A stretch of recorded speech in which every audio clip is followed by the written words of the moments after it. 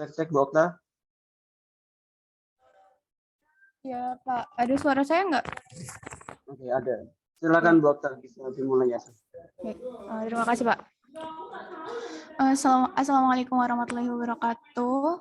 Alhamdulillahirrahmanirrahim. Wa bihi nasta'in wa ala umuri dunya waddin wa sallallahu ala sayyidina Muhammadin wa ala alihi wa sahbihi ajma'in. Puji syukur kita panjatkan kepada kehadirat Allah Subhanahu wa taala karena atas berkat dan limpahan rahmatnya kita semua dapat bertemu di ruang maya ini dalam rangka kegiatan seminar pendidikan dengan tema adab dulu sebelum ilmu. Salawat dan salam tak lupa kita haturkan kepada Nabi besar junjungan kita Nabi Muhammad SAW yang kita nantikan syafaatnya di yaumul hisab nanti. Untuk mempersingkat waktu, marilah kita memulai acara pada pagi hari ini dengan membaca bacaan basmalah bersama-sama. Bismillahirrahmanirrahim. Bismillahirrahmanirrahim. April. Kenapa itu berarti yang dari HP nggak diutak-utak? Enggak, aku nggak pernah utek-utek.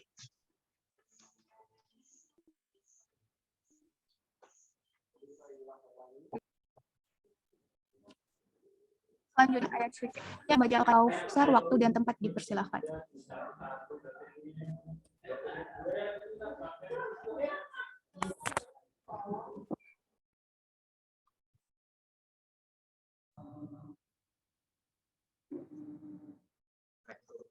Nat, nggak usah lebu natnya Nat.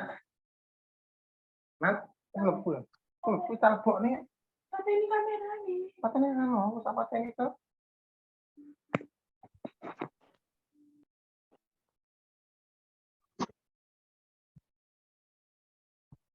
Ryan, silakan.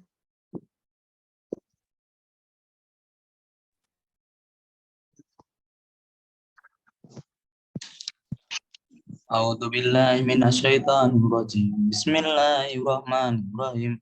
Tabarakalladzi biyadihil mulku wa huwa ala kulli syai'in qadir.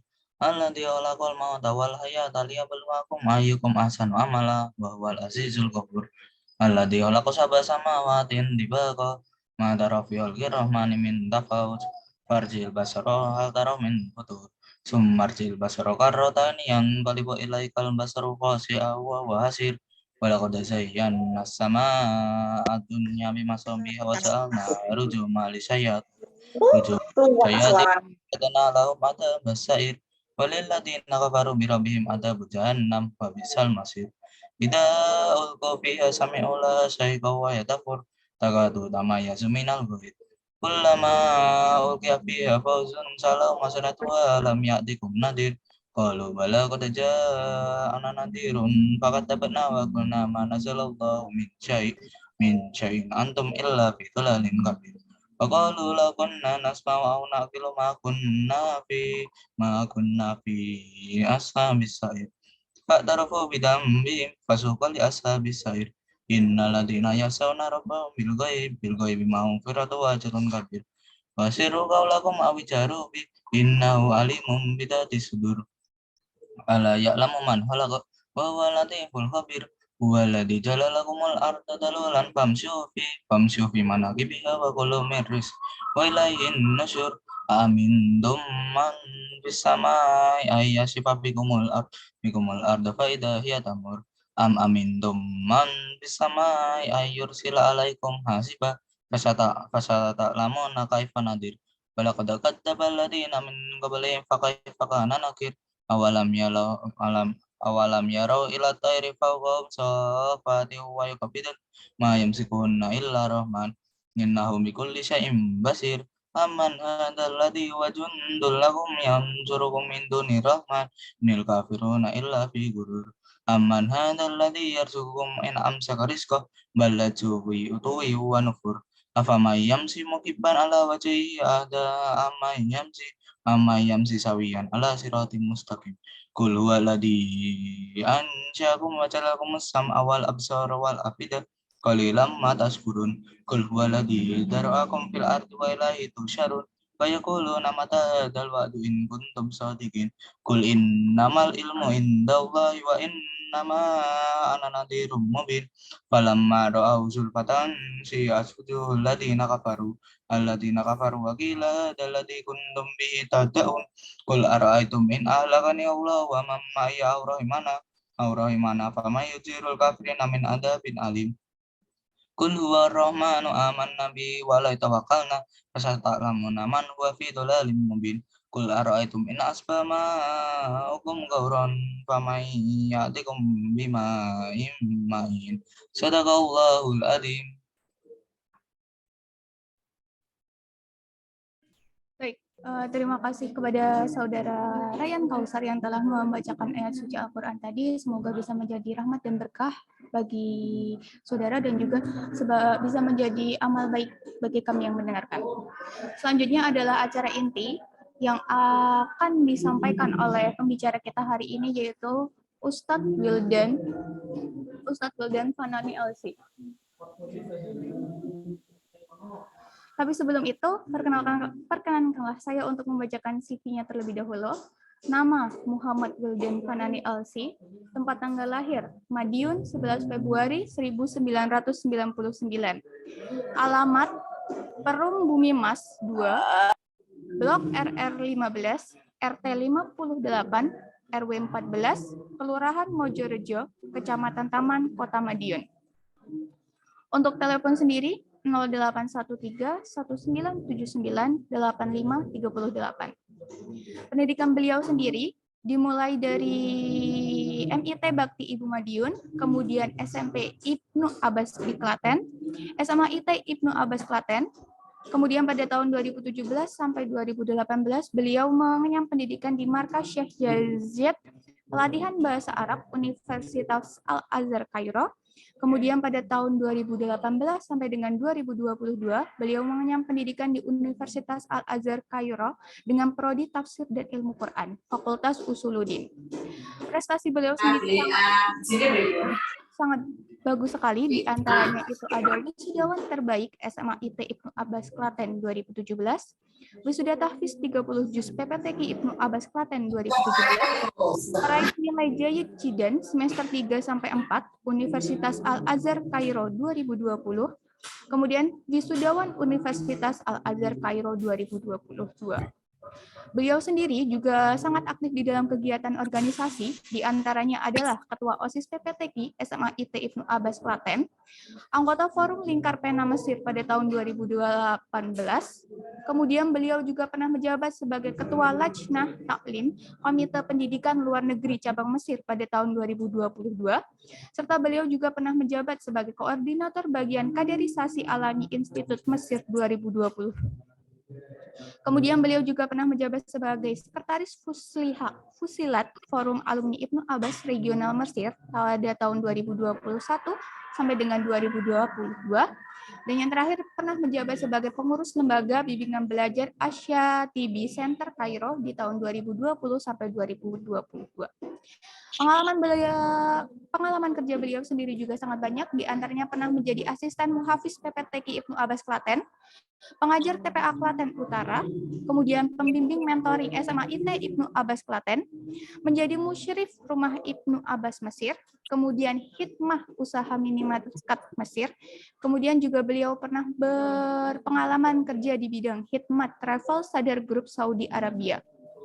Yang terakhir, beliau menguasai bahasa Indonesia, bahasa Arab, dan juga bahasa Inggris, serta beliau juga memiliki kemampuan mengajar Al-Quran dan juga bahasa Arab. Kepada Ustadz Muhammad Wildan Fanani LC, waktu dan tempat dipersilakan.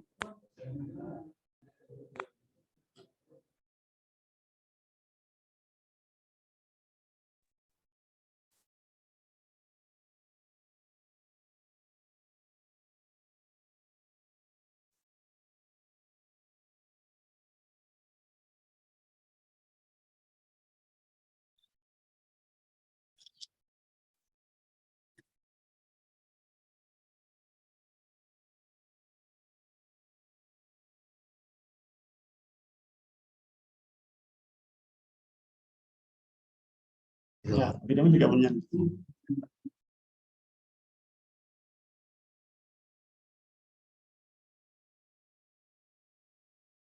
Tek 1, 2, 3. Suara masuk ya. Bismillahirrahmanirrahim. Uhayyikum bitahiyatil Islam, bitahiyatil ahli jannah, tahiyatan mubarakatan min indillah azza wa jal. Aqulu lakum jami'an. Assalamualaikum warahmatullahi wabarakatuh. Waalaikumsalam warahmatullahi wabarakatuh. Waalaikumsalam warahmatullahi wabarakatuh. Alhamdulillah, alhamdulillahil wahidul qahhar, al-azizul ghaffar, mukawwirul laila 'alan nahar, tadhkiratal qulubi wal absar, wa tabsiratal lidil albabi wal i'tibar. Wassalatu wassalamu ala nabiyyina al-mujtaba wa ala alihi wa ashabihi ahli sidqi wal wafa. Allahumma ja'alna hadha jam'a jam'al marhuma wa tafarruqana min ba'di tafarruqa ma'suma.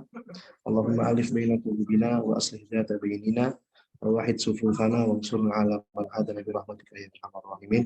Amma ba'du. Alhamdulillah. Gimana kabarnya teman-teman semua?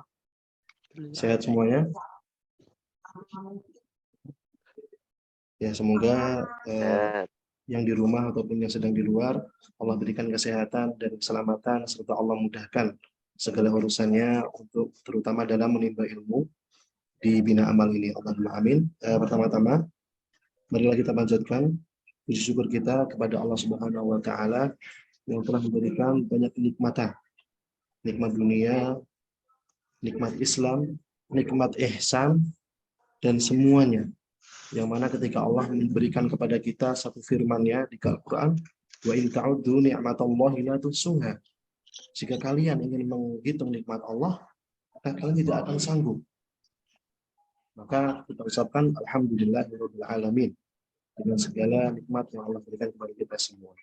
Dan kemudian tak lupa yang kedua, salawat serta salam semoga selalu Allah curahkan kepada junjungan kita, Nabi besar kita, Nabi Agung, baginda Nabi Muhammad sallallahu alaihi wa alihi wasallam. Karena atas berkat perjuangan beliau serta kegigihan beliau dalam berdakwah, kita masih bisa merasakan hingga hari ini indahnya Islam beserta nikmatnya iman. Maka coba kita bayangkan ketika Islam tidak sampai kepada kita, maka apa jadinya kita? Maka dari itu kita ucapkan lagi-lagi adalah alhamdulillahirabbil alamin. Kemudian alhamdulillah tadi pada sehat semuanya ya. Kaifa halukum? Alhamdulillah, semoga sehat semuanya. Kemudian saya tanya, hal antum musta'idun? Apakah kalian sudah siap? Hal antum musta'idun? Apakah kalian sudah siap untuk bahasa kita adalah menyiapkan generasi terbaik, generasi yang mana ketika Rasulullah kata di Al-Quran adalah kita mencoba untuk berjuang menjadi generasi Al-Fatih, Ratuftahanna Konstantinia, gitu kan di dalam hadisnya. Fani mal amir dzalikal amir, atau fani mal amir amiruha. Karena generasi Al-Fatih ini yang membebaskan Konstantinopel, maka dia adalah generasi yang paling baik. Wa ni'mal jais dzalikal jais, dan yang terbaik pasukannya adalah pasukannya Al-Fatih ketika membebaskan Konstantinopel. Tentu generasi Al-Fatih berbeda. Mereka sudah menghafal Al-Quran sejak kecil, belajar adab sejak kecil, dan sebagainya. Maka insya Allah semoga dengan sesi yang diberikan oleh pihak panitia, dengan sesi ini yang insya Allah semoga bermanfaat untuk kita semua, dengan week motivation, terutama untuk teman-teman dari kelas 8, kelas 9, kelas 11, dan kelas 12, yang insya Allah tidak lama lagi. Antum di sini tinggal berapa tahun lagi, gitu, setahun 2 tahun. Dan itu nggak lama. Bakal terasa lebih cepat ketika kita tidak memaksimalkan satu sama lain. Kemudian, alhamdulillah, insya Allah kita pada pagi hari ini akan melaksanakan sharing berbagi ilmu antara kita semua, antara saya dengan para santri dan para santri dengan juga para asatid atau asatidzah, terutama wabil khusus ada di Bina Amal, terutama adalah permasalahan adab sebelum ilmu. Atau bahasa Arabnya adalah al-adabu qabla al-ilmi. Al-adabu qabla al-ilmi. Adab terlebih dahulu sebelum ilmu, atau adab dulu sebelum ilmu. Maka kita tahu bagaimana runtutan. Kenapa sih kita harus menjadi orang yang berilmu? Mengapa kita harus menjadi orang yang terpelajar? Mengapa kita harus menjadi orang yang minimal memiliki pengetahuan, wabil khusus adalah pengetahuan dasar tentang agama Islam ini, tentang agama yang kita ambil sejak kecil. Gitu. Maka kalau kita telisik pada Al-Quranul Karim, Allah mengatakan di dalam juz 28, yang masih ingat kelas 8 ataupun kelas 9, 12, 12, yarfa'illahu alladhina amanu minkum walladhina utul ilma darajat. Allah mengatakan di dalam Al-Quran, yarfa'illahu alladhina amanu minkum. Allah akan mengangkat suatu kaum derajatnya, yaitu berarti Allah mengangkat suatu kaum ini dan akan merendahkan kaum yang lainnya dengan apa? Yarfa'illahu alladhina amanu. Yang pertama adalah beriman. Walladzina utul ilma darajat. Dan yang kedua adalah orang yang menuntut ilmu. Nah, maka dua orang inilah yang insya Allah akan berikan derajat yang sangat tinggi di sisi Allah Subhanahu wa taala. Nah, maka dari situ kita mengambil kesimpulan bahwasanya seperti yang kita bagi sekarang ini, yang slide di PowerPoint-nya, menuntut ilmu sendiri merupakan suatu kewajiban dan termasuk hal yang penting yang tidak bisa dilewatkan bagi setiap orang. Ya, maka dari situ para ulama beristihad, para ulama melaksanakan kesepakatan di antara para mereka ahlul ilmi dalam Islam, mencari ilmu hukumnya adalah wajib bagi setiap orang. Maka wajibnya ini adalah fardu ain, bukan fardu kifayah. Maka kalau belajar di kelas masih diajari nggak sama Ustaz Fikih perbedaan fardu kifayah sama fardu ain? Mal farqu bainahuma? Apa perbedaan dari keduanya? Maka fardu ain ini adalah fardu yang setiap orang wajib memilikinya, harus memilikinya. Nah, maka dari situ cari ilmu adalah hukumnya wajib bagi setiap orang tanpa terkecuali.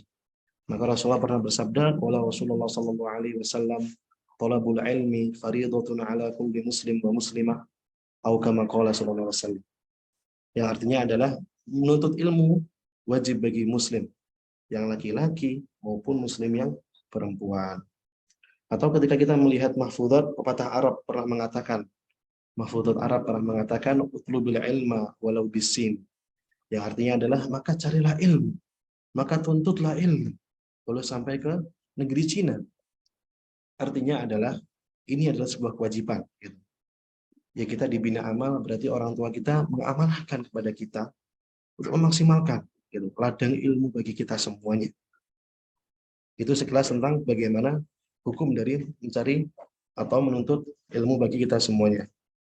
Kemudian insya Allah sekarang yang kita bahas adalah bukan sesi masalah ilmunya, tetapi adalah sesi sebelum kita berilmu. Bahasanya adalah tentang akhlak kita, tentang adab kita, tentang apalah semuanya, perilaku kita, tata krama kita, yang mana kita sudah mengilhamkan ataupun sudah berjanji pada Allah dan orang tua kita sebagai thalibul ilmi, yaitu kita harus belajar namanya al-adab ataupun akhlak.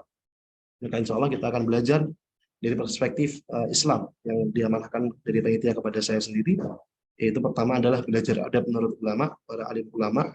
Yang kedua adalah apa itu adab, dan yang ketiga adalah apa keutamaan ataupun fadilah dari adab yang mulia. Kemudian apa keberkahannya, kemudian apa perbedaan macam-macam adab ulama, dan yang terakhir adalah doa agar kita bisa memiliki adab dan akhlak yang mulia. Maka yang pertama adalah belajar adab menurut para ulama.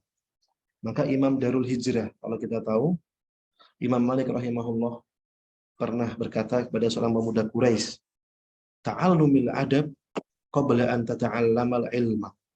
Yang artinya adalah pelajarilah adab sebelum mempelajari suatu ilmu. Kita tahu, siapa yang tahu Imam Malik? Imam Malik itu siapa? Ada yang tahu Imam Malik? Nah, maka kalau kita telisik lebih sedikit ya, atau lebih jauh, Imam Malik rahimahullah adalah seorang pimpinan ataupun pendiri mazhab Maliki.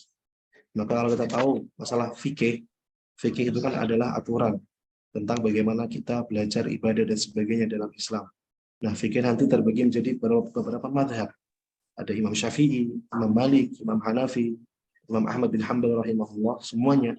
Nah, maka dari situ ada satu imam yang Masya Allah sangat kita agungkan segala jasanya, yang kita ikuti, yaitu Imam Malik diantaranya. Imam Malik rahimahullah Nama lengkapnya adalah Imam Malik bin Anas bin Malik juga.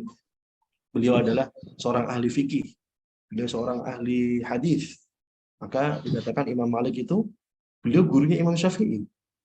Yang mana Imam Syafi'i adalah mazhab panutan orang Indonesia mayoritas. Nah, Imam Malik ini adalah seorang guru dari Imam Syafi'i rahimahullah. Tatkala beliau pernah mengatakan kepada seorang pemuda, beliau mengatakan apa? Ta'allumil adabah. Ta'allumil adabah. Qabla an tata'allamal ilmu. Maka pelajarilah adab sebelum mempelajari suatu ilmu. Karena beliau tahu, nanti kita bahas bagaimana perjalanan Imam Malik itu belajar adab yang Masya Allah. Kemudian Ibnu Mubarak, seorang tabi'in yang beliau belajar adab selama 30 tahun. Kemudian yang lain Imam Syafi'i rahimahullah belajar adab itu berapa tahun sebelum belajar ilmu. Atau misalnya ada satu orang yang mencari hadis Nabi SAW, dan itu prosesnya melalui proses yang sangat panjang. Tidak serta-merta untuk mendapatkan satu hadis ketika itu. Maka kita baca setelahnya. Nah, maka di sini kita tahu bagaimana pentingnya adab bagi para ulama. Yang pertama adalah Imam Malik bin Anas, yang beliau menghabiskan waktunya selama 16 tahun untuk mempelajari adab dan 4 tahun untuk mencari ilmu. Itu perjalanan siapa namanya Imam Malik bin Anas. Atau yang kedua misalnya Ibnu Mubarak, seorang ahli zuhud, seorang ahli dalam bidang fikih juga. Beliau pernah mengatakan dalam satu perkataannya, kami, itu Ibnu Mubarak, mempelajari masalah adab itu selama 30 tahun. Selama 30 tahun lamanya. Sedangkan gitu, kami mempelajari ilmu selama 20 tahun. Jadi berapa totalnya itu? Kalau kita lihat. Berarti Imam Malik rahimahullah, dia belajar ilmu dan adab 20 tahun. Sedangkan Ibnu Mubarak, seorang tabi'ut tabi'in, orang yang hidup pada generasi ketiga, pada Al-Qarnu Ats-Tsalits, pada kurun ketiga, yaitu generasi terbaik pada zaman dahulu setelah para sahabat dan para tabi'in, beliau belajar adab selama 30 tahun dan belajar ilmu selama 20 tahun. Totalnya berapa? Berarti 50 tahun. Dan ini membutuhkan waktu yang sangat lama. Nah, maka kemudian yang ingin kita sampaikan di sini adalah, maka sekarang kita mau mengambil di posisi mana? Maka sekarang kita berada di posisi yang mana? Apakah kita ingin menjadi Imam Malik zaman sekarang? Atau kita ingin menjadi Ibnu Mubarak zaman sekarang? Maka dari situ, sekarang kita di bina amal ini adalah mempelajari dua-duanya secara bersamaan. Kita belajar ilmu, kita belajar agama, belajar di kelas, dan sebagainya. Kita juga belajar adab. Nah, maka nanti yang di SMA nanti ada namanya pelajaran Ta'limul Muta'alim, gitu kan, karya Syekh Zarnuji yang di SMA. Nanti yang di SMP, mereka nanti teman-teman yang kemarin sudah belajar beberapa ya, pakai kitab Akhlak lil Banin, atau nanti yang akhwat pakai kitab Akhlak lil Banat. Nah, itu adalah lagi-lagi tentang adab dan tentang akhlak yang mulia. Kemudian kalau kita lihat, nah di sini kan tadi yang ingin saya sampaikan. Sufyan Ats-Tsauri, orang yang hidup pada kurang lebih wafatnya pada 191 Hijriah, beliau pernah mengatakan di dalam salah satu perkataannya, ketika seseorang ingin menuliskan hadis atau ingin mendapatkan hadis dari Rasulullah SAW, maka dia terlebih dahulu belajar adab dan ibadah 20 tahun sebelumnya. Ini dikatakan di dalam kitab Hilyatul Auliya karya Syekh Abu Nuaim. Dan ini nyata, serius, ini nyata. Maka kalau kita ingin, kenapa kok para ulama salaf itu mereka dahulu mendahulukan adab daripada ilmu? Ya karena mereka lebih tahu bahwasanya lebih pentingnya adab terlebih dahulu daripada ilmu. Nanti apa saja kita bahas di sini, adab kepada Allah Subhanahu wa taala, adab kepada Rasulullah, dan adab kepada sesama orang tua, adab kepada kerabat, kemudian adab kepada sesama teman, kemudian lingkungan kita sekitarnya, dan masih banyak yang lainnya. Nah, maka dari situ pentingnya kita mempelajari adab dan meniru salafus saleh dari zaman dahulu, bagaimana mereka mencari adab atau mencari pelajaran tentang akhlak yang mulia ini. Nah, kemudian inilah yang menjadi penting juga dari zaman dahulu. Mengapa mereka bisa sampai lama-lama 20 tahun, bisa sampai 30 tahun lamanya, 16 tahun dan sebagainya. Kenapa mereka mau seperti itu? Kenapa mereka mau menjadi orang yang kayak gitu?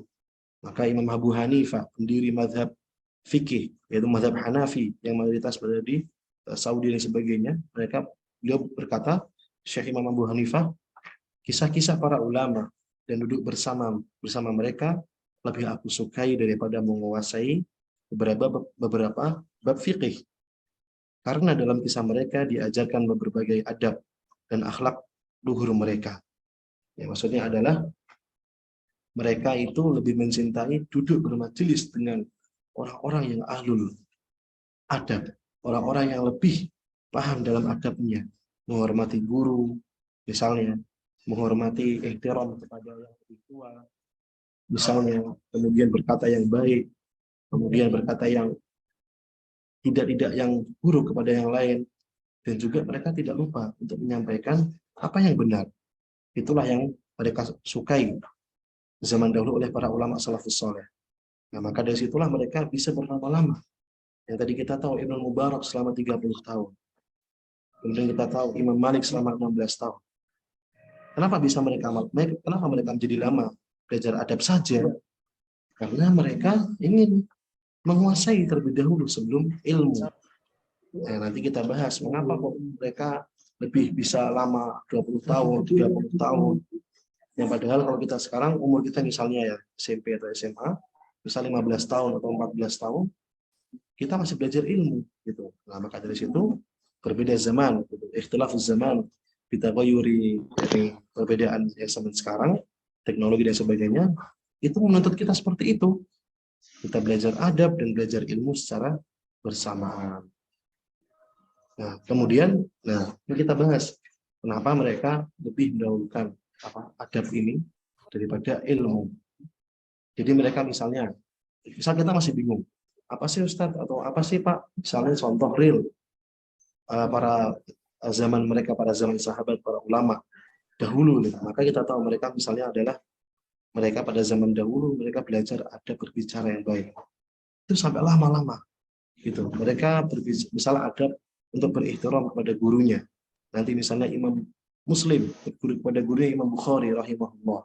Itu sangat lama belajar tentang adab. Dari situ kita bahas di sini. Nah, kenapa mereka bisa berlama-lama?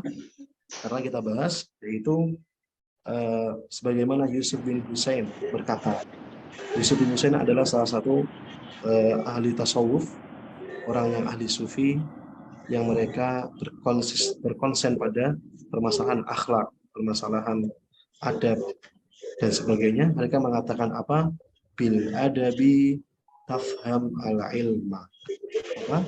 Bil adabi tafham ala ilma. Maka dengan mempelajari adab yang mulia, maka engkau jadi mudah memahami ilmu. Dan itulah yang dirasakan oleh para ulama zaman dahulu. Nah, maka dari itu, mungkin kita sebagai orang sekarang, orang yang hidup di abad 21 atau 22 ini, mengapa kok ilmu belum sampai kepada kita? Ya mungkin kita harus mengoreksi. Apakah ada yang salah di adab kita? Misalnya, yang salah ketika kita menghormati guru kita, ketika guru di kelas, apakah kita mendengarkan? Apakah kita masih memberikan ihtiram kita, rasa hormat kita kepada guru di asrama, ataukah guru-guru yang lain? Nah, maka dari itu mungkin tidak masuknya ilmu karena itu.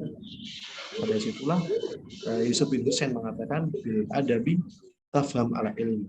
Maka dengan adab kalian akan menjadi orang yang sangat mudah dalam memahami sebuah ilmu, semua ilmu matematika, ilmu duniawi dan ilmu ukhrawi, semua seperti itu. Masuk semuanya, ilmu agama misalnya akidah, nahwu sharaf dan sebagainya, misalnya fikih ataupun ilmu eksak, ilmu dunia, matematika, bahasa Indonesia, IPA dan sebagainya, semuanya penting. Semuanya penting, karena kita nggak bisa membedakan satu dengan yang lainnya. Tapi mungkin ada prioritasnya. Tentu ilmu agama lebih penting daripada yang lain, tapi semuanya penting untuk dipelajari sebagai kita thalibul ilmi. Nah, maka salah satu ulama Saudi pernah mengatakan di dalam satu ceramahnya, nah, Syekh Shalih Al-Utsaimin berkata, yang memperhatikan adab maka akan mudah meraih ilmu. Itu kalau kita perhatian. Tapi kalau kita sedikit perhatian kita pada adab kita, maka ilmu akan disia-siakan. Misalnya Ustadznya nyuruh, ayo kita sholat di masjid, sholat azan kita berangkat, nah, tapi kita tidak mengindahkan. Nah, itulah kita kurang perhatian kepada adab kita. Atau misalnya yang lain, kita tahu Ustadznya lebih tua, maka kita harus ngomongnya pelan-pelan dan sebagainya. Karena kita tahu al-adabu fawqal ala ilmi. Adab lebih dahulu daripada ilmu. Nah, apa misalnya Ibnu Qayyim Al-Jauziyah mengatakan dalam kitabnya Madarijus Shalikin, ada seseorang itu adalah alamat kebahagiaan dan keberuntungan. Gitu. Coba kita catat ya perkataan beliau di dalam kitabnya Madarijus Shalikin, ada seseorang yang baik itu adalah alamat kebahagiaan, alamat keberuntungan seseorang. Sedangkan minimnya adab kita merupakan alamat kenestapaan dan kerugian. Maka tidak ada kebaikan di dunia dan di akhirat yang diharapkan untuk diperoleh seperti memperoleh adab. Gitu. Maka mereka para ulama itu berjuang. Jadi itu mati-matian beneran. Mereka sampai berjatuh keringat tetes satu demi satu. Mereka sampai bercapek-capekan mencari hadis dari satu desa ke desa yang lain. Itu karena mereka ingin menjadi sebuah adab yang mulia. Gitu. Begitu juga tak ada yang sudi mendapatkan keburukan di dunia dan di akhirat sebagaimana minimnya adab. Maksudnya adalah kalau kita memiliki adab yang sedikit ataupun adab yang sangat-sangat jelek ataupun sangat-sangat buruk, maka pun itu pun yang nanti akan keburukan kita di dunia dan di akhirat. Gitu loh.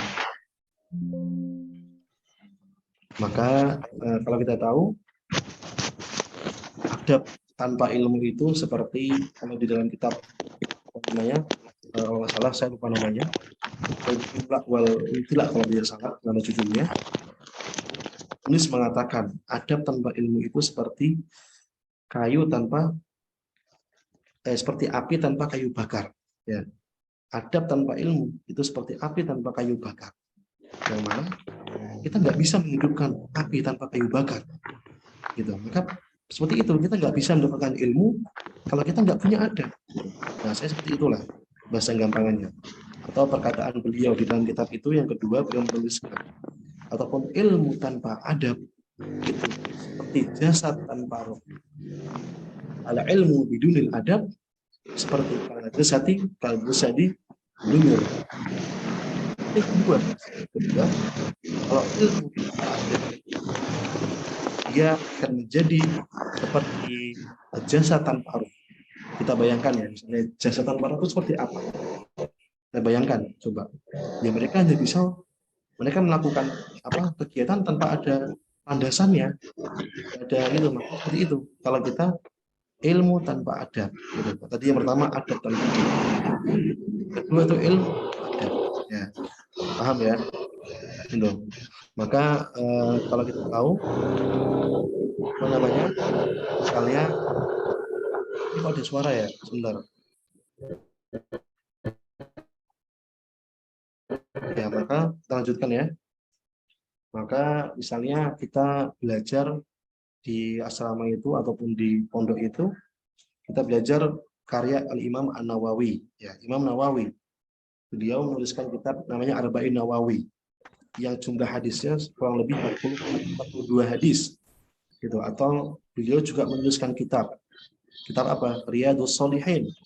Yang mungkin di tempat-tempat masing teman-teman, di tempat masing santri-santri itu, mereka Riyadhus Shalihin dibaca ketika habis sholat. Nah, itu karya Imam Nawawi. Riyadhus Shalihin yang berisi berapa hadis? 1.800 hadis kurang lebih. Gitu. Atau misalnya kitab yang lain, Al-Majmu', itu kitabnya beliau dalam fikih Syafi'i. Kitab karya Imam Nawawi rahimahullah. Gitu. Nah, tapi kita lebih banyak belajar tentang itu.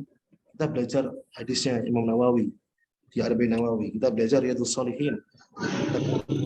Tapi kita lupa akan belajar kitab yang pertama kali beliau tuliskan di dalam karyanya. Itu tentang apa? Tentang adab. Ada karya adab Imam Nawawi itu namanya judulnya At-Tibyan fi Adabi Hamalatil Quran, berisi tentang penjelasan bagaimana adab seorang yang menghafal Al-Quran, seseorang yang mereka syiarkan di dalam hatinya kita itu pembawa Al-Quran. Nah, maka dari situ orang lupa belajar tentang kitab itu.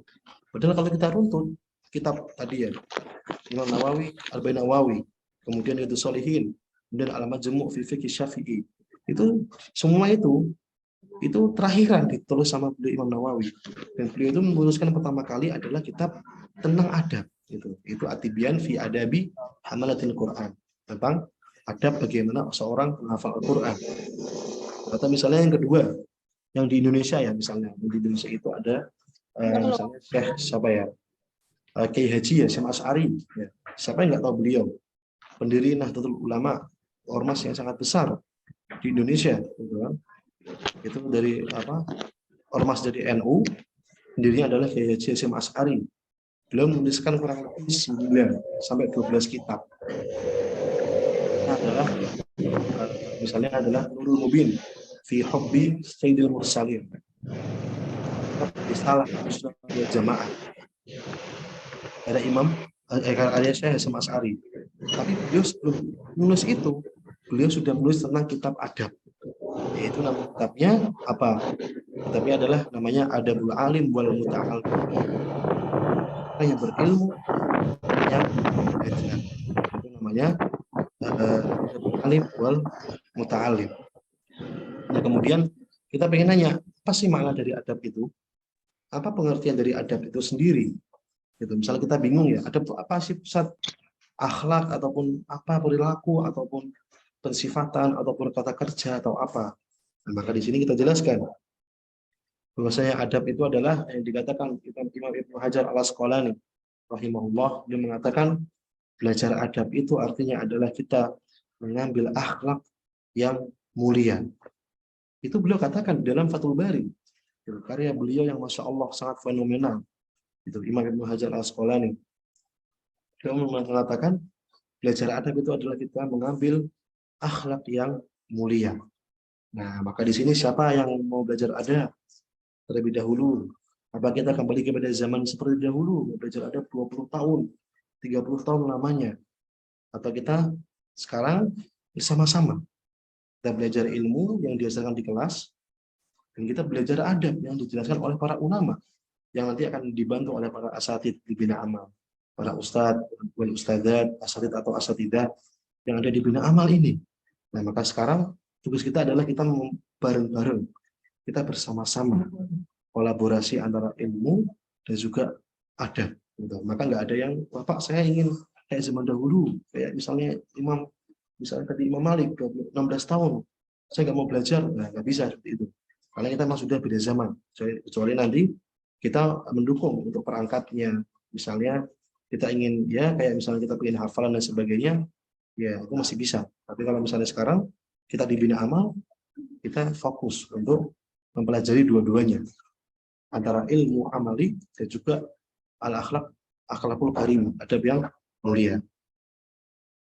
Maka, nah di sini belum tadi menjelaskan atau melanjutkan kata Imam Ibnu Qayyim Al-Jauziyah, apa sih itu adab? Nah, beliau menyatakan bahwasanya adab itu adalah ilmu.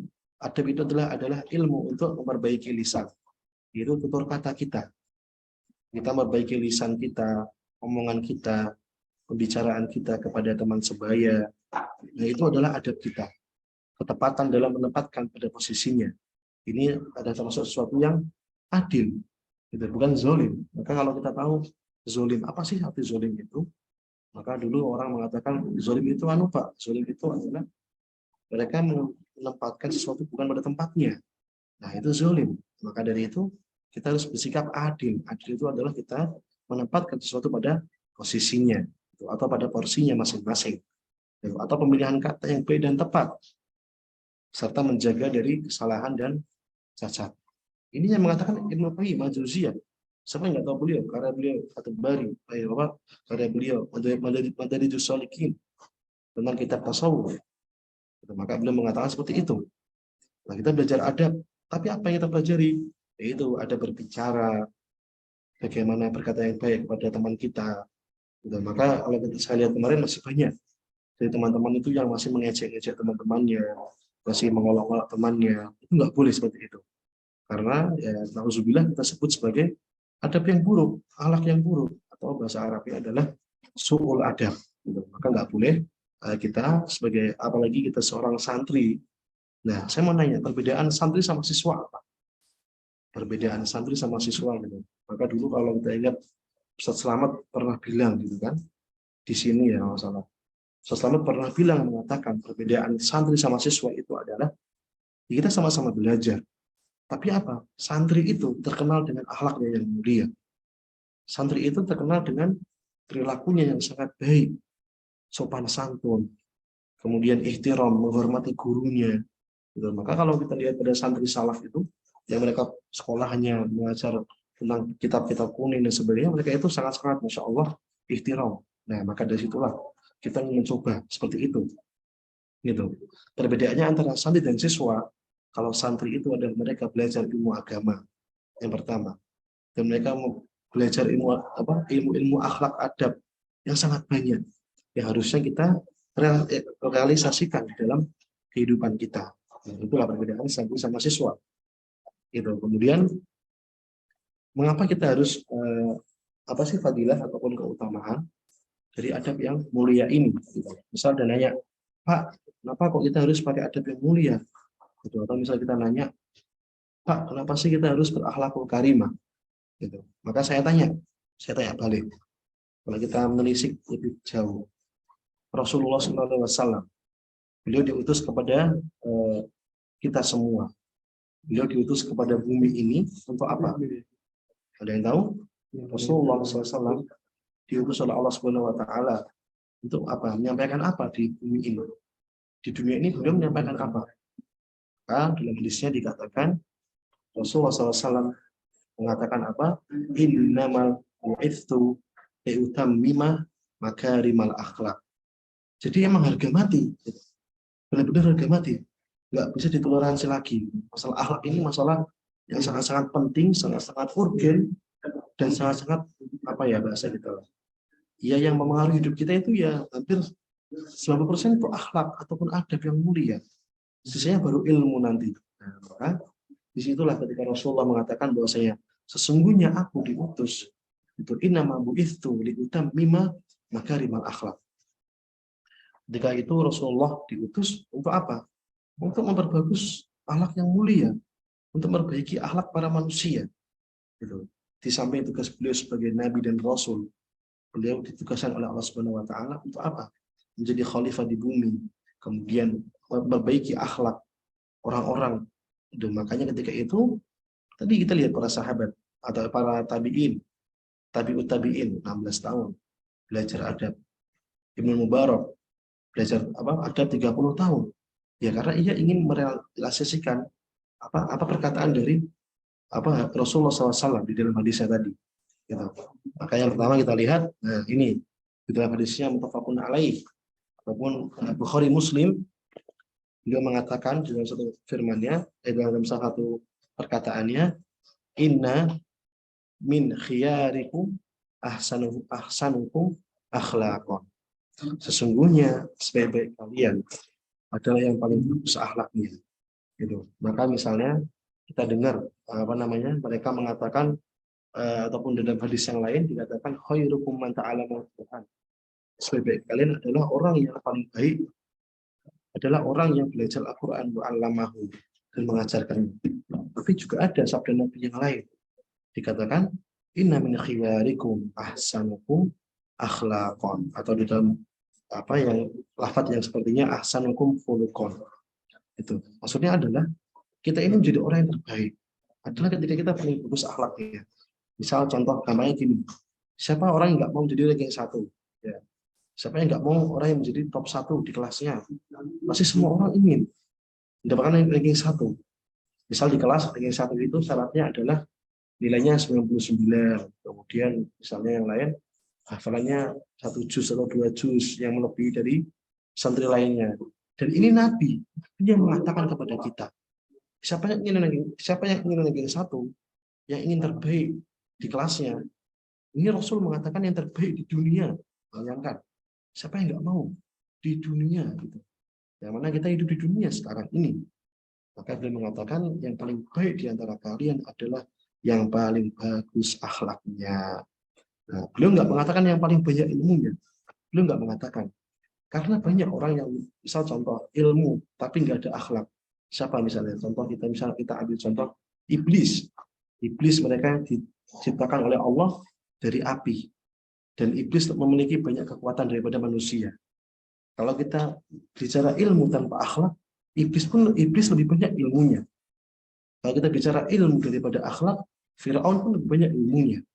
Nah, maka Rasulullah tidak mengatakan yang paling banyak ilmunya, tapi Rasul mengatakan yang paling bagus akhlaknya. Ya, tentu akhlak apa saja, ya semua ada aturannya. Akhlak kepada Allah, kepada sesama, kepada guru dan sebagainya. Atau yang kedua, nah ini lagi-lagi Rasulullah bahasa kita menawarkan. Kalau kita misalnya ditawarin sama orang, misalnya dapat SMS, ya, kamu mendapatkan mobil seharga 200 juta, silakan hubungi ini. Nah, itu kan sebuah apresiasi. Siapa yang nggak mau? Nah, seperti ini. Rasulullah sudah menawarkan. Inilah orang yang paling sempurna imannya. Maka dalam sabda Nabi dikatakan, akmalul mu'minina imanan ahsanuhum khuluqan wa khiyarukum linisa'ihim. Rasulullah mengatakan yang paling sempurna, yang paling bagus, yang paling top, yang paling apapun itu, yang paling bagus pokoknya lah. Yang paling sempurna imannya itu adalah orang-orang yang ahsanuhum khuluqan. Gitu, yang paling sempurna keimanan adalah mereka yang paling bagus akhlaknya. Gitu. Dan yang sebaik kalian adalah khiyarukum linisa'ihim. Ini beda lagi nanti konteksnya. Yang paling baik terhadap istri-istrinya. Itu nanti beda lagi pembahasannya. Kita bahas yang kita ambil pada kali ini adalah tentang akmalul mukmin. Gitu. Allah mengatakan, Allah, Rasulullah mengatakan yang paling sempurna. Ya, sempurna itu baik. Jadi tadi saya bilang, ibarat kata kita ingin mendapatkan ranking 1. Kita ingin mendapatkan sebuah mobil yang sangat besar, sebuah rumah yang sangat mewah. Nah, itulah seperti itu kalau kita bayangkan seperti iman. Mereka nggak akan mau kalau nggak diiming-imingi. Nah, ini Rasul sudah mengiming-imingi, tapi kalau kita nggak mau, berarti ada yang salah dengan hati kita. Nah, ini. Atau ketika ini, hadis riwayat Ahmad dan Abu Dawud, Rasulullah mengatakan, gitu, beliau menganalogikan orang mukmin. Ini orang mukmin ya, bukan muslim ya. Mukmin itu, kalau mukmin itu sudah pasti muslim. Orang yang beriman sudah pasti orang Islam. Tapi orang Islam, orang muslim, belum tentu dia menjadi orang yang mukmin. Nah, ini Rasul mengatakan innal mu'mina la yudriku bi husni khuluqihi darajatas shaim al-qaim. Nah, beliau mengibaratkan orang yang mukmin itu bisa mendapatkan derajat seperti orang yang rajin sholat dan berpuasa. Itu apa? Dengan apa? Seperti orang dengan akhlaknya yang luhur, gitu. Innal mu'mina la yudriku bi husni khuluqihi. Gitu. Orang mukmin itu bisa mendapatkan derajat seperti orang yang puasa kalau dia apa? Bi husni khuluqihi. Itu kuncinya. Yaitu dengan mereka yang memiliki akhlak yang baik. Nah, nanti apa cara yang baik nanti kita singgung sedikit aja. Nah, ini sama nih. Ketika Rasulullah, ini bagus sih ceritanya atau bagus konteksnya. Yaitu ketika beliau mengatakan di dalam perkataannya, kalau Rasulullah SAW, ma min syai'in yudha'u fil mizan athqaluhu min husnil khulqi. Dia mengatakan apa? Tidak ada. Ini didahulukan oleh ma atau huruf yang menafikan. Tidak ada. Ma min syai'in. Jadi berarti benar-benar nggak ada lagi yang lain. Itu ma min syai'in yudha'u fil mizan athqalu min husnil khulqi. Nah, maka dia mengatakan, Rasulullah mengatakan tidak ada sesuatu timbangan yang lebih berat gitu daripada apa? Daripada akhlak yang mulia. Nah, ya misalnya kita bisa menimbang dua sesuatu, misalnya, dan memang dua sesuatu. Gitu. Ini ada misalnya Kita timbang misalnya apa ya, meja sama misalnya sama apa, misalnya contohnya sama papan tulis. Nah, lebih berat mana? Pasti lebih berat ya kecil ya, pemutus kecil ya. Pasti lebih berat meja. Nah, ini Rasul sudah mengatakan nggak ada yang lebih berat besok di akhirat. Besok kelak ini di akhirat nggak ada yang lebih berat daripada akhlak yang mulia. Insya Allah, apa namanya, perkataan Rasul yang sangat mengena di hati saya termasuk ini. Gitu. Ketika beliau mengatakan udah nggak ada lagi. Gitu. Jadi besok di timbangan itu bukan ilmu kita, bukan harta kita, bukan apa namanya, bukan jabatan kita, bukan apa anak-anak kita, tapi apa? Tapi adab kita, akhlak kita. Tentu akhlak ini berupa amal ya, amal kebaikan. Itu termasuk akhlak juga, misalnya amal kebaikan kita kepada orang miskin, kita memberikan makan kepada orang miskin. Tentu ini akhlak yang mulia. Nah itu nggak ada lagi yang paling berat di akhirat kecuali akhlak yang mulia. Gitu. Ya sama ya. Yang bawahnya ini sama, wa inna sahiba husnil khulqi la yablughu bihi darajata sahibi shaum was shalah. Ini sama aja kayak tadi yang saya sudah jelaskan. Orang yang memiliki akhlak yang mulia tentu dalam beberapa konteks bukan akhlak yang mulia yang ya seperti kita bayangkan, misalnya cuma kita sholat di masjid tapi nanti apa malamnya kita masih bermaksiat gitu. Gitu. Oh, bahasa kita apa ya dulu ya? Sholat jalan, maksiat jalan, itulah pokoknya lah. Gitu. Jadi kita nggak boleh seperti itu. Gitu. Jadi ya tetap akhlak mulia ya dia istiqomah di jalan Allah Subhanahu Wa Taala dan sebagainya. Gitu. Nah ini juga nih yang paling penting, itu adalah ketika Rasulullah mengatakan sesungguhnya inna min ahabbikum ilayya wa aqrabikum minni majlisan yaumal qiyamati ahasinukum akhlaqan. Itu riwayat Tirmizi nomor 1941. Beliau mengatakan sesungguhnya yang paling aku cintai di antara kalian dan paling dekat tempatnya duduk denganku pada hari kiamat adalah mereka yang paling bagus akhlaknya di antara kalian. Nah, ini tetap masih banyak hadis yang menjelaskan tentang bagaimana Rasulullah kelak ketika besok di hari kiamat itu kita siapa yang nggak mau duduk bersama Rasulullah. Misalnya Rasulullah pernah mengatakan dalam hadisnya, ana wa kafilul yatim hakadha. Gitu. Rasulullah menjelaskan misalnya di hadis yang lain, jika Rasulullah itu akan berdampingan di akhirat kelak, misalnya dengan wa kafilul yatim, artinya adalah dengan orang yang orang yatim. Orang yatim itu artinya adalah orang yang sudah meninggal orang tuanya, abinya, orang yatim. Nah maka orang kafil, orang yang mengurusi anak yatim ini, itu diibaratkan dengan Rasulullah seperti kelak di akhirat, dan beliau menunjuk dua jari ini, gitu kan? Itu sedekat ini, sedekat dua jari ini. Itu ketika kelak di akhirat, gitu, bersama Rasulullah. Orang yang apa ya, yang menjamu, orang yang mengurus anak yatim, karena sudah nggak ada orang tuanya, dia sama Rasulullah itu dekat, dan dekatnya itu sangat dekat. Nah ini juga seperti ini, gitu. Yang paling cintai, Rasul mengatakan yang Rasul cintai dan paling dekat dengan Rasulullah yang dekat denganku pada hari kiamat. Ingat pada hari kiamat ya, hari kiamat itu sudah nggak ada apa namanya, sudah nggak ada yang bisa membantu kita. Jadi ibaratkan, misal kita ingin tobat itu masih bisa sekarang sampai kapanpun. Tapi ketika sudah ditiup sangkakala, sudah dihitung hari kiamat akan datang, maka tobat seseorang itu tidak akan bisa membantu syafaatnya. Gitu. Dan yang bisa itu hanyalah apa? Hanyalah tinggal amal kebaikan. Itu kan dikatakan di Al-Quran, yauma la yanfa'u malun wala banun illa man atallaha biqalbin salim. Itu di hari di mana enggak bermanfaat harta kita. Harta kita enggak akan bisa membantu kita masuk surga.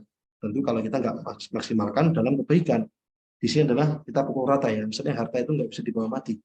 Itu yauma la yanfa'u malun wala banun. Dan anak-anak kita itu enggak bisa membantu kita. Illa kecuali man atallaha biqalbin salim. Allah takdirkan untuk membawa hati yang dalam keadaan yang selamat. Dan ini Rasulullah mengatakan, dan di hari kiamat ini nggak ada yang bisa memberi syafaat kecuali adalah orang-orang yang mereka memiliki akhlak yang bagus, apapun ya bahasa kita apa ya, akhlakul karimah lah, akhlak yang bagus, akhlak yang baik. Ya, tentu misalnya ya kita sebagai thalibul ilmi, berarti kita mau nggak mau kita akan beririsan dengan guru-guru kita. Maka itu di antara para adabnya kita menghormati guru, kemudian adab kita menjamu guru itu sebaik mungkin. Kalau zaman dahulu itu guru itu didatangi, bukan mendatangi. Ya, mungkin ini zaman sekarang ya sudah berbeda. Ya kita di kelas gitu. Kita sudah pakai kelas, berarti yang datang adalah ya muridnya datang, ya gurunya datang. Kalau zaman zaman salaf itu guru yang didatangi. Jadi ya mau nggak mau muridnya itu datang kepada gurunya. Bukan zaman sekarang ya. Misal zaman sekarang gurunya sudah di kelas, tapi muridnya nauzubillah tidak ada di kelas. Itu mau belajar apa? Gitu. Terlebih orang tua sudah mengamanahkan kita untuk kita belajar di pondok bina amal ini. Nah, maka dari situlah mungkin akhlak yang baik sebagai santri adalah bagaimana kita memberikan yang terbaik pada guru kita. Gitu. Maka apa jadinya kita tanpa guru? Nah, maka jangan sampai kita memiliki akhlak yang buruk terhadap guru-guru kita semuanya. Nah, inilah salah satu keberkahan. Misal ada yang nanya, Ustadz, apa sih kita harus sampai segitunya? Ustadz, mengapa sih kita harus sampai belajar adab 16 tahun? Ustadz, mengapa sih kita harus benar-benar belajar adab terlebih dahulu? Nah, kita ambil contoh misalnya Abu Hurairah. Siapa yang nggak tahu beliau? Ya? Hadisnya sudah banyak, ribuan hadis beliau sampaikan dalam kitab-kitabnya. Gitu. Beliau ya seorang perawi dan sebagainya. Beliau pernah bercerita Abu Hurairah itu datang ke Madinah. Itu setelah peristiwa perang Khaybar, atau setelah Sulh Hudaybiyah atau perjanjian Hudaybiyah pada tahun 6 Hijriah. Nah, maka dari itu beliau itu bersama Nabi Muhammad SAW gitu. Itu tidak kurang dari 4 tahun. Ya, ingat, tidak kurang dari 4 tahun. Gitu. Nah, ini bawahnya. Tetapi karena tekadnya bersama Rasulullah SAW, itulah yang membuatnya menguasai banyak hadis dan karomah. Itu karena apa? Karena doa dari Nabi SAW. Nah, berarti kita ibaratkan ini adalah Nabi itu sebagai guru utama kita. Itu guru yang paling ya maha guru lah bahasa kita lah. Nah, makanya itu bentuk apa? Bentuk ta'zim beliau, bentuk ihtiram beliau terhadap guru gitu, tentang adab. Gitu, adab bersama Rasulullah itu enggak sampai 4 tahun. Tapi Abu Hurairah itu menjadi perawi yang terbanyak pertama gitu. Jadi setelah siapa Imam Malik, setelah Aisyah radhiyallahu anha, ataupun setelah yang lainnya. Ini Abu Hurairah yang paling banyak mendominasi dalam perawi hadis. Ini kita lanjutkan. Misalnya adalah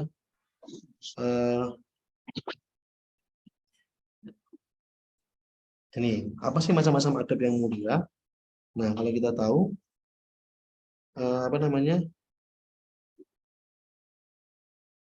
adab yang mulia itu ada beberapa cabang ya bahasa kita.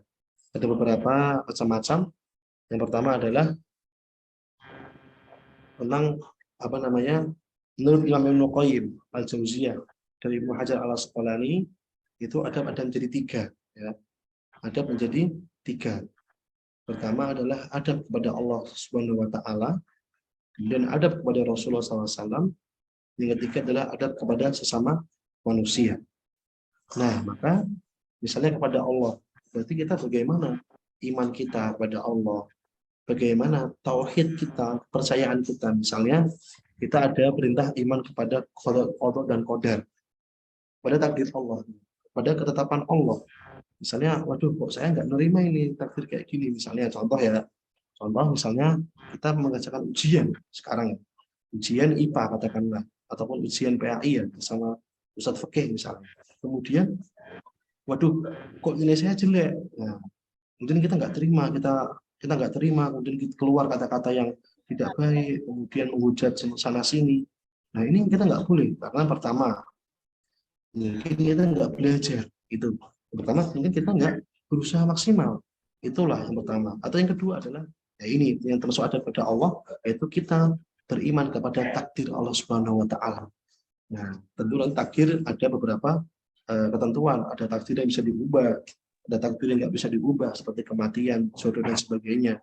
Nah, ini termasuk yang bisa diubah, ujian itu. Tapi adab kita kepada Allah, kita itu harus mengakui segala ketetapan Allah di dunia ini itu sudah menjadi ketetapan kita dan kita harus menerima gitu. Tetapi nanti ada usaha manusia ya, tentu ada campur tangan usaha manusia gitu di awal, tapi kalau di akhir itu sudah menjadi takdir Allah gitu. Misal atau misalnya yang lain, wah saya nggak mau belajar lah, ini kan sudah takdir Allah, kalau nilai saya bagus pasti bagus, kalau nilai saya jelek pasti jelek. Nah, kita nggak bisa seperti itu gitu. Kita itu disarankan tawakal itu di akhir. Nah, ingat ya, kita tawakal kepada Allah, kita berserah kepada Allah itu di akhir setelah berusaha. Maka dikatakan di Al-Qur'an apa? Innallaha la yughayyiru ma biqaumin hatta yughayyiru ma bi anfusihim. Bahwasanya Allah itu tidak mengubah nasib suatu kaum kalau dia tidak mengubahnya sendiri. Maksudnya adalah, oke, kita bergantung pada takdir, tapi itu di akhirnya.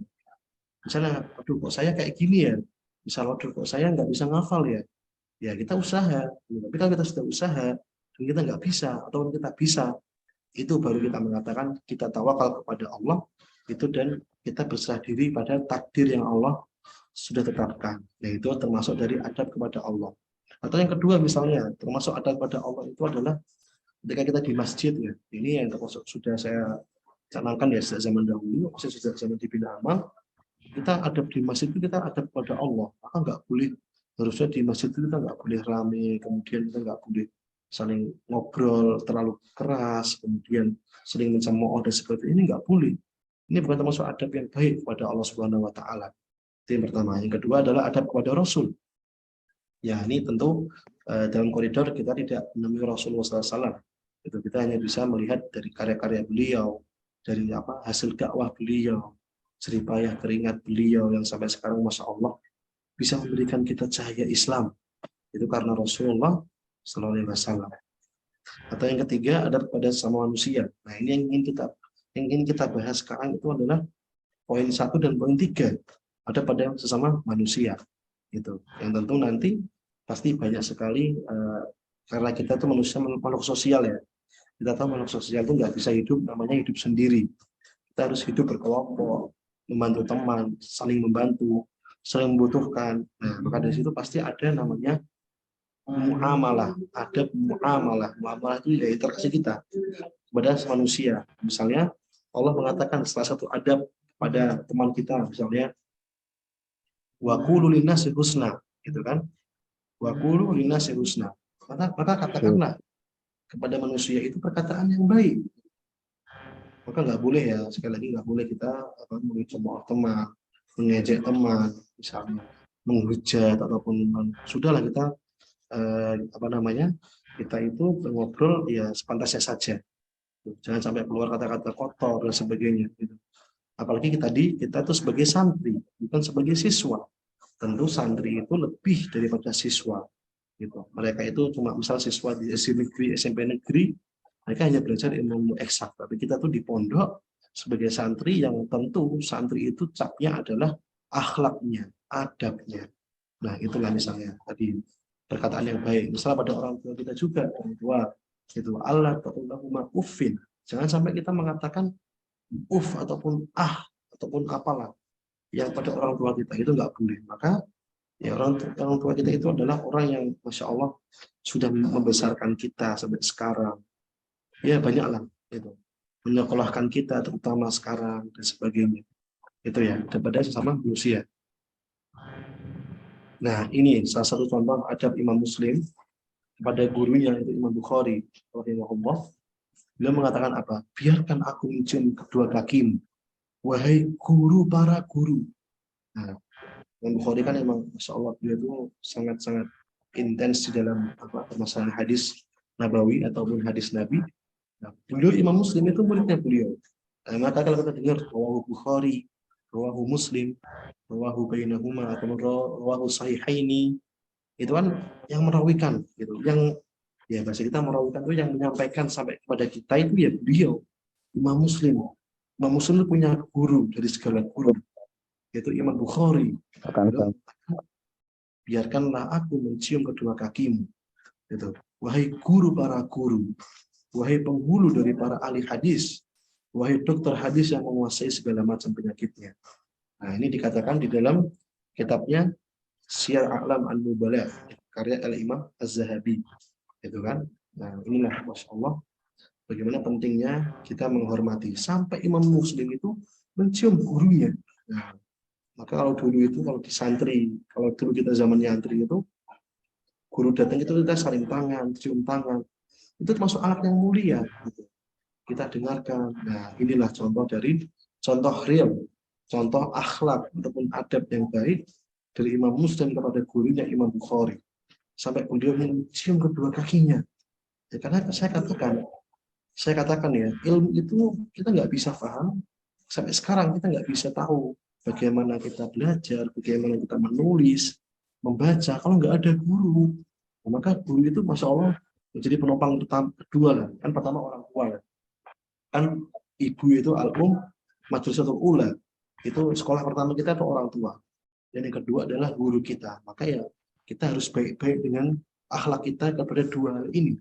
Kepada orang tua kita, akhlak kita bagaimana. Kepada guru kita, akhlak kita bagaimana. Nanti baru kepada yang lain, teman-teman kita. Nah ini Masya Allah lah, harus kita tiru. Seperti itu. Nah, dan terakhir ya, mungkin waktu sudah semakin dekat. Mungkin yang terakhir adalah permasalahan waktu ya. Masalah waktu, masalah apa namanya? Bagaimana kita ingin berhias dengan akhlak yang mulia. Maka kita memiliki doa ataupun wirid ataupun usaha kita dalam bagaimana biar akhlak itu bisa sampai kepada kita semuanya. Yang pertama adalah ketika kita mendoakan atau kita berdoa kepada Allah di setiap sholat kita, di setiap sujud kita, di setiap segala perbuatan kita berdoa bahwasanya Allahumma ahsanta khalqi fa ahsin khuluqi. Ya Allah subhanahu, wahai Allah subhanahu wa ta'ala, atau ya Allah, sebagaimana engkau berindah rupaku, sebagaimana engkau telah berindah wajahku, maka berindahlah juga akhlakku. Maka berindahlah pula akhlakku. Ya, karena kita tahu apa arti dari rupa dan segalanya kalau kita tidak memiliki akhlak yang baik, gitu kan. Ini juga dikatakan hadis riwayat Ahmad, memiliki hadis riwayat Ahmad, itu seorang guru para guru dengan isnad yang sahih. Tentu dengan ini yang dimaksud sahih itu adalah yang sudah benar-benar teruji. Itu perkataan dari Rasulullah, bukan dari yang lainnya. Dari sanadnya itu sudah, ya sanad itu adalah jalur periwayatan sebuah hadis. Nah, makanya ini dikatakan Allahumma ahsanta khalqi fa ahsin khuluqi. Maka ya Allah, sebagaimana engkau perindah wajahku, maka minta tolong pada Allah, perindahlah pula akhlakku. Itu ya, nanti coba dihafal di rumah ya. Atau kadang ini dipakai pada doa bercermin, kadang-kadang. Cuma yang nggak masalah. Yang kedua adalah hadis riwayat Tirmizi. Doa kita kepada Allah Subhanahu wa taala, kita meminta akhlak yang baik. Allahumma inni a'udzubika min munkaratil akhlaqi wal a'mal wal ahwa. Yang artinya adalah, wahai Allah, aku berlindung dari apa? Dari akhlak yang buruk, gitu kan? Dari akhlak yang mungkar ya. Min munkaratil akhlaq, gitu, wal ahwa wal a'mal. Kita berlindung dari Allah dari akhlak yang buruk, dari amal yang mungkar, dari hawa nafsu, gitu. Itu adalah bagaimana kita itu bisa menjadi akhlak yang baik kalau kita tidak menahan hawa nafsu kita. Nah, makanya sekarang kita minta tolong pada Allah, ya Allah, aku berlindung kepadamu dari akhlak yang buruk, dari amal yang tidak baik, dari hawa nafsu yang mungkar. Kemudian ini yang sebelum terakhir ya, doa kita kepada Allah Subhanahu wa taala yang dalam hadisnya dikatakan Rasulullah bersabda, Allahumma hdini li ahsanil akhlaqi la yahdi li ahsaniha illa anta wasrif anni sayyi'aha la yasrifu anni sayyi'aha illa anta. Ya Allah, tunjukilah kepadaku apa aja yaitu akhlak yang baik. Gitu. Tidak ada yang dapat menunjukinya kecuali hanya kepada Engkau ya Allah. Itu wasrif anni itu artinya adalah dan palingkanlah kejelekan akhlak dariku. Wasrif anni sayyi'aha La yasrifu anni sayyi'aha illa anta. Karena apa? Karena tidak ada yang mampu, tidak ada yang bisa memalingkannya, memalingkan akhlak yang buruk ya di sini, kecuali daripada Engkau ya Allah Subhanahu wa taala. Nah, ini yang dikatakan oleh sahabat Ali bin Abi Thalib. Ya, makanya ini bukan hadis yang mauquf, maksudnya bukan hadis yang dari Nabi, tapi hadis dari para sahabat. Dan ini bisa dipakai untuk berdoa. Gitu. Kemudian mungkin yang terakhir, ini bukan doa, bukan juga dari apa namanya, dari kalam Nabi ataupun para sahabat, tapi adalah dari pepatah Arab atau mahfuzat. Ya, yang terakhir adalah tentang bagaimana kita ingin menjadi orang yang mulia. Maka dikatakan dalam pepatah Arab mengatakan asyarafu bil adabi la bin nasabi. Bahwasanya kemuliaan itu adalah pada adab seseorang. Ya, kemuliaan itu ada pada adab seseorang. La bin nasabi. Bukan pada nasab ataupun keturunan. Misalnya, Bapak saya kan anak dari kiai. Bapak saya kan anak dari ustadz. Saya kan anak dari Gus siapa dan sebagainya. Maka kita tahu, kita katakan, wahai saudaraku, tahuilah gitu. Kalau kata lagunya kan ada nasibnya itu iman tak dapat diwarisi. Nah, seperti itulah. Maupun kamu anak jenderal, anak profesor, hatta anak presiden, itu nggak bisa dipandang mulia dalam sisi Allah ya. Ingat, dalam pandangan Allah. Ya, sekali lagi dalam pandangan Allah ataupun nanti kita kelak di akhirat itu nggak bisa jadi orang yang mulia. Gitu. Karena apa? Yang mulia itu adalah yang mereka memiliki adab yang bagus, memiliki akhlak yang mulia, memiliki budi pekerti yang baik. Gitu. Kepada siapa? Kepada orang tuanya, kepada teman-temannya, kepada para guru terutama. Gitu. Maka kita katakan bahwasanya kemuliaan itu ada pada adab seseorang, bukan pada nasab atau keturunan seseorang. Ya bahasa kita apa ya? Ya kamu anak priai ataupun anak apa, itu ya silahkan. Tetapi ingat, yang dipandang Allah itu adalah kemuliaan, dihitung Allah itu adalah ada pada adab yang mulia. Ataupun yang terakhir ya, mungkin yang terakhir kita mengutip dari perkataan kalau nggak salah, saya lupa apakah hadis ataupun perkataan biasa, dikatakan innallaha, kalau nggak salah hadis ya, hadis yang mutawatir yang sahih, dikatakan innallaha la yanzuru ila ajsamikum wala ila suwarikum walakin yanzuru ila qulubikum wa a'malikum. Artinya adalah bahwasanya Allah Subhanahu wa taala itu tidak melihat pada apa? La yanzuru ila ajsamikum. Tidak melihat pada fisik kalian. Wala ila qulubikum. Wala ila suwarikum. Dan Allah tidak melihat pada apa? Suar, bentuk, itu bentuk kalian. Kemudian Allah mengatakan, Rasul mengatakan, walakin yanzuru ila qulubikum wa a'malikum. Tetapi Allah Subhanahu wa taala itu melihat pada hati kalian dan juga amal-amal kalian. Nah, maka di sini kita tahu itu sebagus apapun kita, sebagus bentuk kita atau sebanyak fasilitas kita, sebanyak kekayaan kita, setinggi apapun jabatan kita, tidak akan pernah ternilai kecuali kalau kita tidak memiliki adab yang bagus, akhlak yang baik. Tentu akhlak di sini adalah akhlak itu adalah amal yang baik, amal kita kepada orang-orang sekitar kita dan juga hati kita, gitu kan? Apakah hati kita itu pada Allah Subhanahu wa taala ataupun yang lainnya. Mungkin itu yang bisa saya sampaikan pada sesi kali ini. Terima kasih atas yang menyimak dengan baik, husni ikhtitam, gitu, yang sudah menyimak dengan selesai. Semoga apapun yang kita pelajari pada hari ini bisa bernilai pahala kepada Allah Subhanahu wa taala. Allah catat amal kita sekarang dengan amal-amal yang kebaikan, dan Allah berikan kemudahan kita untuk memberikan akhlak yang mulia, memberikan adab yang mulia kepada orang-orang sekitar kita. Dan kita undur diri. Assalamualaikum warahmatullahi wabarakatuh. Waalaikumsalam. warahmatullahi wabarakatuh. Baik, terima kasih. Tadi sudah disampaikan materi yang sangat luar biasa dari Ustadz Wildan ya. Kemudian untuk sesi selanjutnya adalah sesi tanya jawab. Silakan raise hand terlebih dahulu yang akan bertanya, nanti Ibu akan sampaikan ke Ustadz Wildannya. Ada yang ingin bertanya? Oh iya, kalau yang tanya nih, nanti ada voucher buat penanyanya nanti. Siapa yang mau bertanya? Oh, udah ada Marvel nih.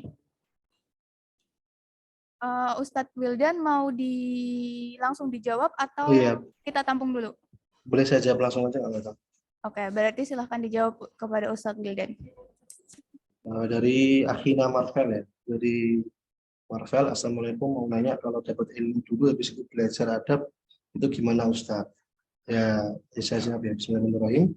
Ya insya Allah kalau kita pelajari ilmu kemudian adab itu juga ada baiknya, juga ada bagusnya. Maksudnya adalah kita belajar ilmu itu karena kita belajar ya teori tentang teori adab kita. Misalnya kita belajar ilmu, terutama ilmu agama ya. Jadi di sini kita belajar ya. Misalnya ilmu agama, kemudian kita belajar, misalnya di situ kita belajar tentang tadi saya bilang, misalnya ta'lim muta'alim. Karena Syekh Zarnuji beliau mengatakan adab pada guru itu kita nggak boleh berbicara seenaknya. Nah, kemudian kita belajar adab setelah itu. Nah, itu ya bahasa kita lebih kepada praktek ya. Ilmunya itu teori, kemudian adabnya itu prakteknya. Gitu. Maka kalau ditanya di sini sama Akhina Marvel, kelas 8 Marvel, misal tanya ilmu dulu, untuk belajar adab itu gimana? Itu bagus, tapi lebih bagus lagi adalah ketika kita memprioritaskan tentang masalah adab kita. Jadi mau nggak mau tetap harus adab yang didahulukan daripada ilmu. Ilmu apapun itu, misalnya ilmu dunia, ilmu sains, ilmu IPA, kemudian ataupun yang lainnya, itu lebih afdol kalau kita sambil belajar adab atau dibarengkan. Kalau bahasa kita dibarengkan dengan adab. Jadi sekarang ya, kalau zaman sekarang harus bareng. Itulah kurang lebih insya Allah. Allah a'lam bishawab.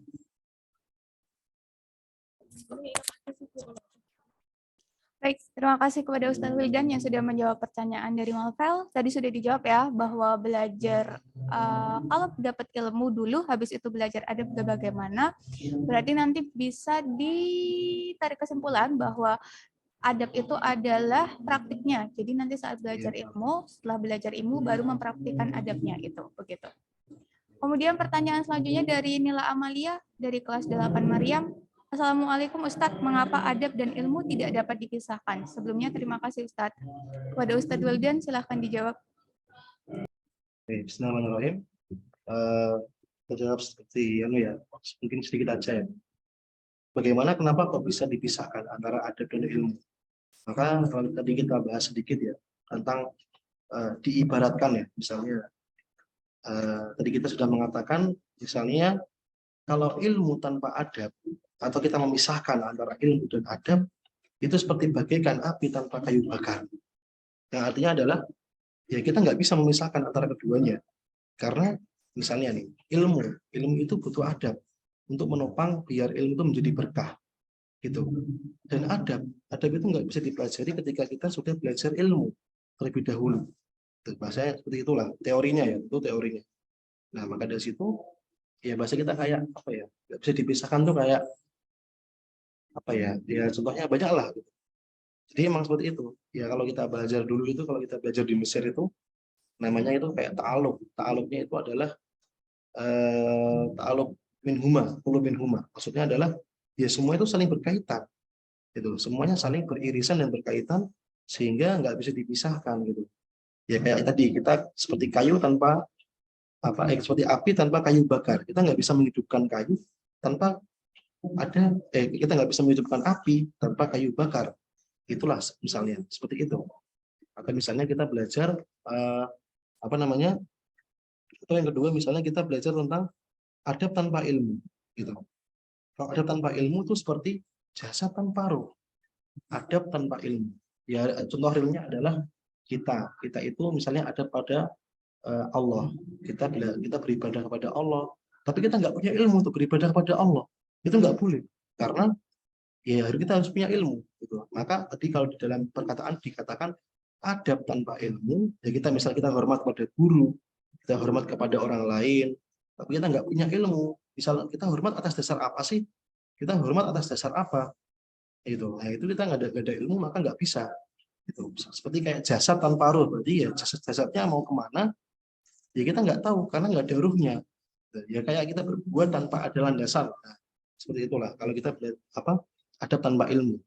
Kalau ilmu tanpa adab itu seperti tadi, seperti api tanpa kayu bakar.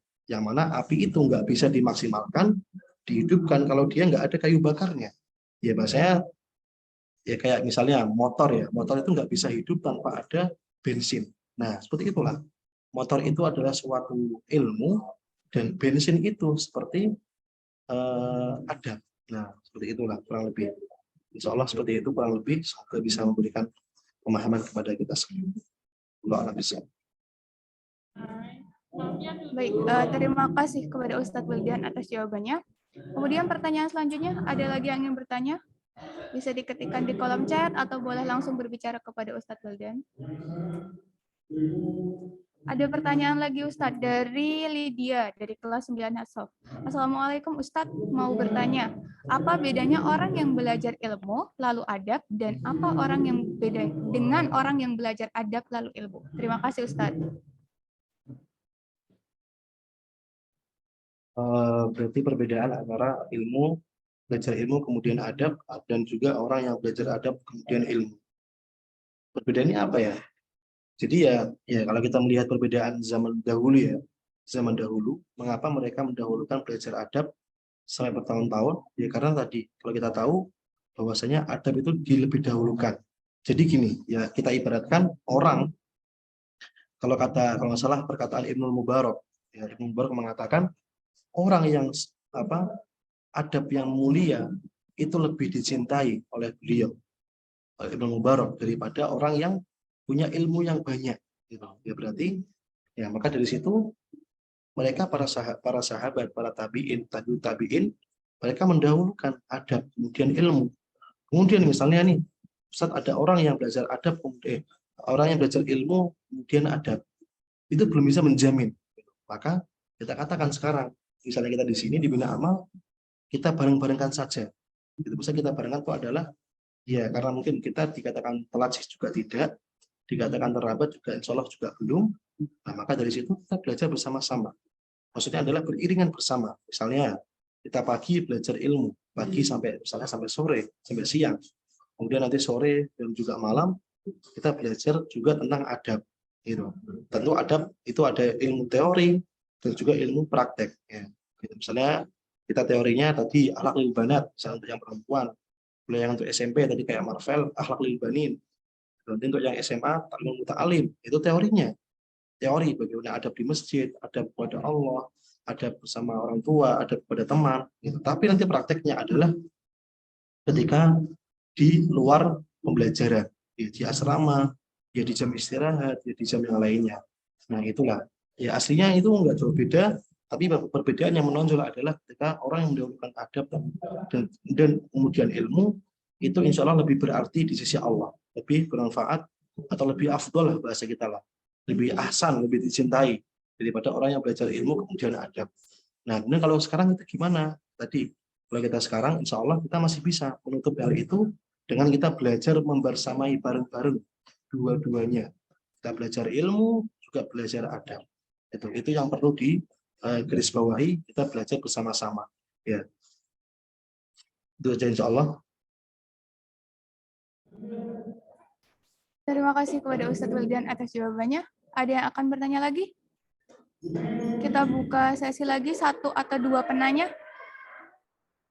Siapa yang ingin bertanya kembali? Boleh disampaikan lewat chat atau boleh secara langsung.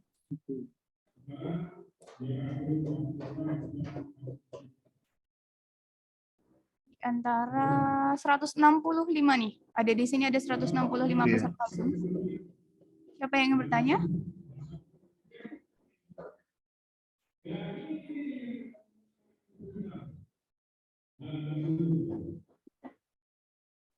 Ada yang bertanya kembali? Nanti yang tanya dapat voucher loh, dapat voucher BM. Bisa diambil besok kalau udah masuk sekolah.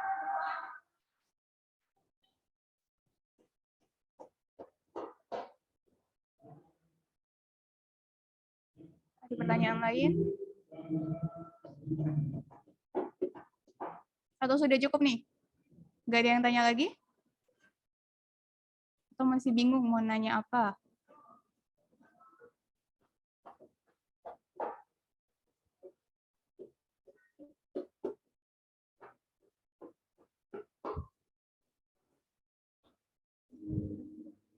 Baiklah, kalau misalnya tidak ada yang bertanya lagi, berarti untuk acara pada hari ini cukup sampai di sini. Tadi dari Ustadz Wildan sudah menyampaikan tentang adab dulu sebelum ilmu. Tadi disampaikan bahwa menuntut ilmu itu adalah sebuah kewajiban bagi setiap orang. Tadi juga disampaikan bahwa ilmu tanpa adab itu bagaikan api tanpa kayu bakar. Jadi bagaimana kita bisa membuat api kalau nggak ada kayu bakar? Itu yang disampaikan oleh Ustadz Wildan. Kemudian tadi juga disampaikan bahwasanya orang-orang yang memiliki adab itu nanti akan memiliki kedudukan yang setara, dengan orang-orang yang rajin berpuasa dan juga orang-orang yang rajin sholat. Itu yang disampaikan oleh Ustadz Wildan. Tadi juga disampaikan bahwa ada 3 hal, ada 3 urutan tentang adab, di mana yang pertama itu tadi adab kepada Allah, kemudian tadi ada adab kepada Rasul, dan yang terakhir ada adab kepada sesama. Tadi sudah disampaikan bagaimana adab-adabnya. Kemudian tadi juga yang terakhir disampaikan oleh Ustadz Wildan adalah tentang kemuliaan adab itu ada pada seseorang atau pada diri seseorang, bukan kepada nasab atau keturunan. Artinya, jika seseorang itu meskipun dia anak seorang presiden atau anak seorang menteri atau anak seorang TNI, tapi kalau dia tidak memiliki adab, itu artinya kemuliaan tidak ada pada dirinya.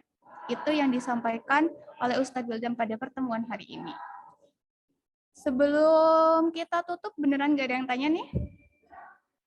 Ada yang ingin bertanya? Siapa nih yang barusan bicara?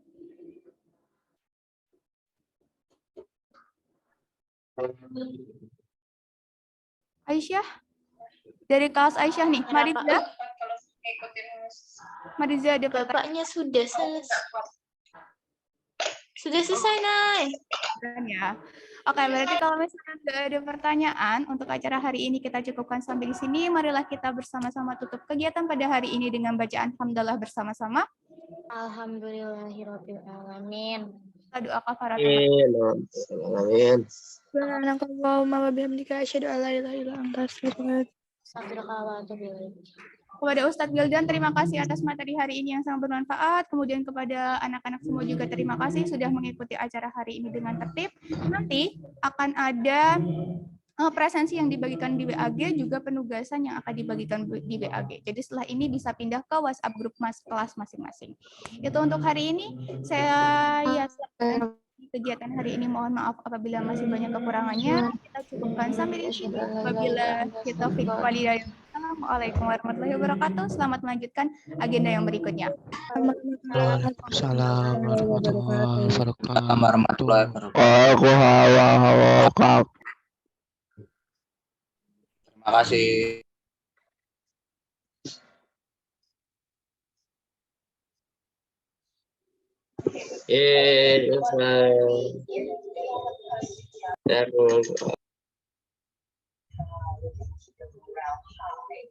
And even though this tribe